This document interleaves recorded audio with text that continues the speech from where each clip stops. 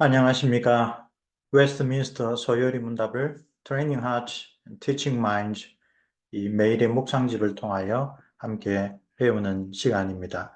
오늘은 제 12문답 하나님의 섭리 두 번째로 인간을 향하여 하나님께서 베푸신 특별한 섭리에 관하여 살펴보도록 하겠습니다.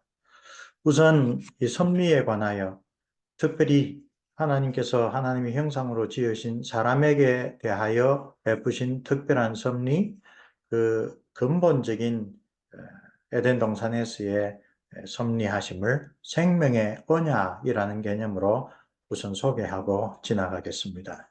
웨스트민스터 대요리 문답 그리고 소요리 문답은 타락 이전의 사람, 곧 창조받은 지위에 있을 때에 아담에게 베푸신 하나님의 특별한 섭리를 Covenant of Life, 생명의 언약이라는 개념으로 설명합니다.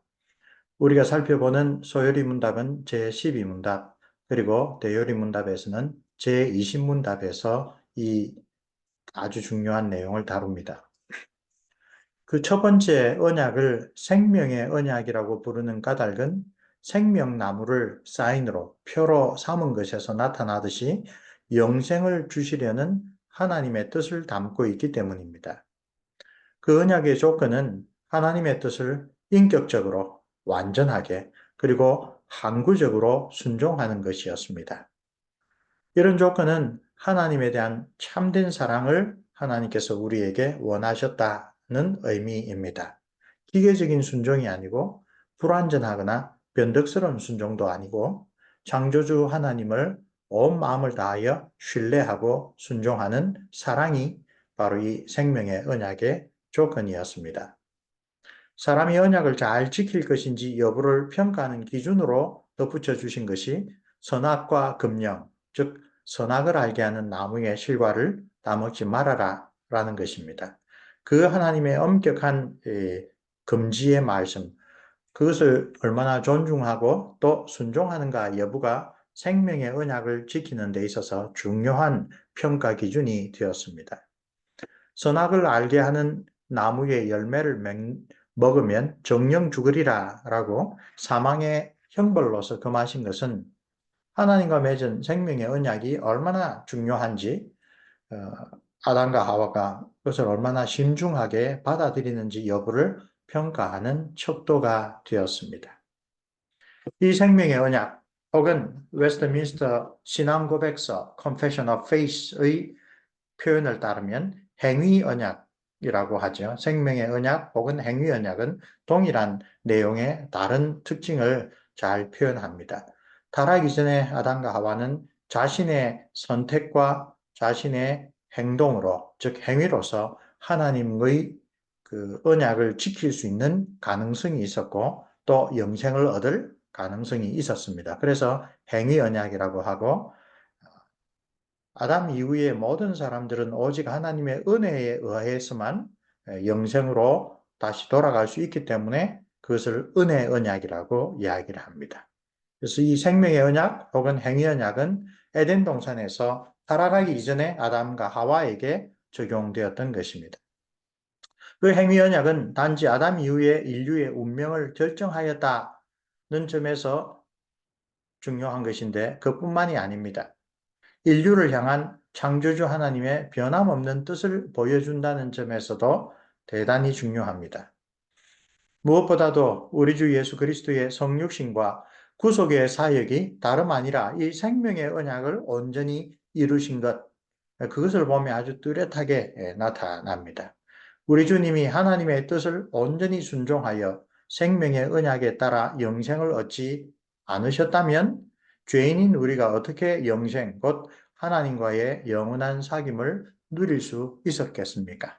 바로 이런 점에서 사도 바울은 예수 그리스도를 두 번째 아담, 즉 모든 인류를 대표하는 첫사람 아담과 버금가는 두 번째 아담이라고 로마서 5장에서 소개하는 것입니다. 이 가져온 내용은 제가 쓴 교리문답으로 배우는 장로교 신앙의 섭리에 관한 공과에서 가져온 것입니다. 그리고 책 하나를 발견하여 소개합니다. 아주 신뢰할 만한 저자가 쓴 바로 이 생명의 언약에 관한 말씀이 잘 번역되어 나와 있습니다. 자, 12문답으로 들어가 보겠습니다. 하나님께서 그가 창조하신 인간을 위하여 특별하게 행하신 그런 섭리는 무엇입니까? 하나님께서는 창조 후에 사람에게 언약을 세우셨는데 그것은 그에게 생명을 주기로 하는 언약이었습니다. 그래서 생명의 언약이라고 표현합니다. 근데 그 조건이 나오죠. 만일 그 사람이 완벽하게 순종한다면 그것이 조건입니다. 하나님은 그에게 선악을 알게 하는 나무의 열매를 따먹지 말아라. 그렇지 않으면 정령 죽으리라 라고 하는 말씀을 또한 함께 주셨습니다. 우리 첫날의 묵상을 조금 풀이하여 해설을 한 것을 봅시다.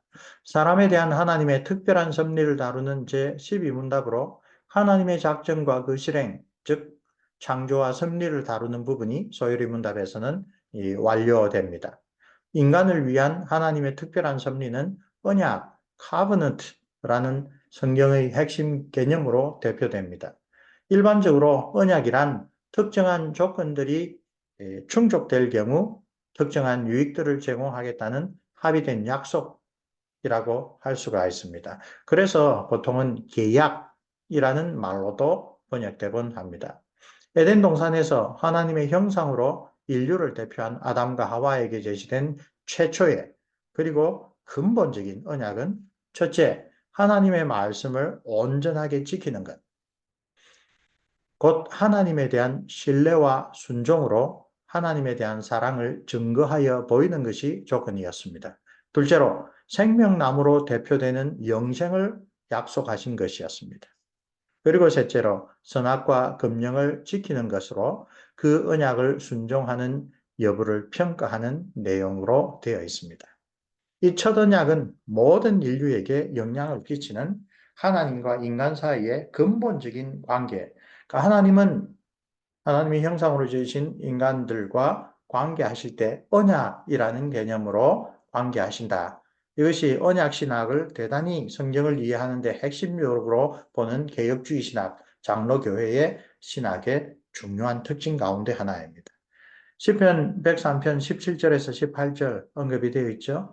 여호와의 인자심은 자기를 경외하는 자에게 영원부터 영원까지 이르며 그의 의는 자손에게 이르리니 곧 그의 언약을 지키고 그의 법도를 기억하여 행하는 자에게로다. 하나님의 축복의 약속은 하나님의 언약을 존중하는 자, 언약을 붙잡고 언약을 마음에 새기고 언약을 지키는 자에게 약속된 것입니다. 화요일과 수요일 묵상으로 넘어가 보겠습니다. 에덴 동산에서 아담과 더불어 맺은 하나님의 생명의 언약에서 선악을 알게 하는 나무의 열매를 먹지 말라고 하신 것은 사람이 언약을 신실하게 지키는지 여부를 판별하는 기준이었습니다. 그리고 그 순종의 기초는 아담이 그의 관대하신 창조주 하나님을 얼마나 사랑하는가에 있었습니다. 하나님은 정말로 에덴 동산의 모든 것을 아담에게 필요한 모든 것을 값없이 제공해 주셨습니다. 그에게 요구한 것은 딱 하나, 선악을 알게 하는 나무의 실과는 먹지 말라라는 바로 그 제한이었습니다. 그러므로 아담은 하나님께서 주신 모든 것을 돌아볼 때 하나님의 관대하심, 하나님의 풍성하심을 알고 감사하고 그 말씀을 따라야 마땅했습니다. 아담의 신뢰와 순종 여부에 그의 삶과 죽음, 곧 생명의 권원이신 하나님과의 교제가 달려 있었습니다. 창세기 2장 17절에 선악을 알게 하는 나무의 열매를 먹지 말라. 내가 먹는 날에는 반드시 죽으리라. 라고 하시는 아주 분명하고 엄중한 명령이 있었습니다. 그리고 3장 22절을 가면 선악과를 먹은 아담과 하와에게 하나님께서 이런 결정을 내리십니다. 여호와 하나님이 이르시되 보라 이 사람이 선악을 아는 일에 우리 중 하나같이 되었으니 그가 그의 손을 들어 생명나무 열매도 따먹고 영생할까 하노라. 이 말씀은 상당히 역설적으로 보입니다. 선악을 아는 일에 하나님과 같이 되었다란 말은 정말 하나님처럼 높아졌다 마귀가 한 이야기가 옳았다 그런 뜻이 아니죠. 선악의 유일하신 기준인 하나님을 버리고 이제 인간이 자기 중심으로 선과 악을 함부로 평가하는 자가 되었다. 하나님의 뜻을 깊이 깨닫고 하나님에 대한 사랑으로 옳고 그름을 하나님의 기준에 따라 판단하지 않고 하나님에게 등을 돌리고 자기 마음대로 자기에게 유익한 것을 기준으로 선과 악을 판단하는 그런 자리에 이르렀다. 따라서 하나님이 옳다고 하는 것을 인간은 나에게 유익하지 않다라고 생각해서 다르다, 틀리다라고 그렇게 하는 타락한 지위에 이르렀다. 그에 대한 판단은 생명나무의 열매를 따먹을 자격이 없는 자다라는 것입니다. 그래서 3장 22절 이후에 아담과 하와를 에덴 동산에서 쫓아내시고 생명나무에 이르는 길을 천사들 통하여 두루 도는 화염검이라는 이름의 아주 이 천사 가운데 상당히 위협스러운 이름을 가지고 있죠. 그 천사를 통하여 생명나무에 접근하지 못하도록 막으셨다라고 하는 기록이 나옵니다. 인간은 하나님의 형상으로 존귀하게 창조되었지만 그러나 모든 것을 창조하신 하나님에게 의존하는 피조물이라는 사실을 늘 기억해야 합니다. 시편 104편은 하나님께서 어떻게 천지 만물을 창조하실 뿐만 아니라 지금도 그 전능하신 능력으로 그 만물을 섭리하시는지 다스리고 보존하고 또 계절의 변화를 비롯한 모든 자연 법칙들을 친히 주장하시는지를 잘 이야기를 하고 있지요. 하나님께 등을 돌리고 사는 인간은 그 자신 안에 있는 그 양분이, 그 자신 안에 있는 그 제한된 생명력이 있는 동안 잘 사는 것 같아도 결국 생명의 근원이신 하나님과의 관계가 끊어지면 마치 땅에서 뿌리 뽑힌 나무처럼 결국은 말라 시들어질 수밖에 없다. 성경은 아주 그것을 분명히 가르칩니다. 따라서 아담과 하와는 선악과 금령에 대한 하나님의 말씀을 진지하게 받아들이고 그 말씀을 하신 분을 신뢰하고 또 그분을 사랑하는 마음으로 그 말씀을 받들어 순종해야 했습니다. 이것이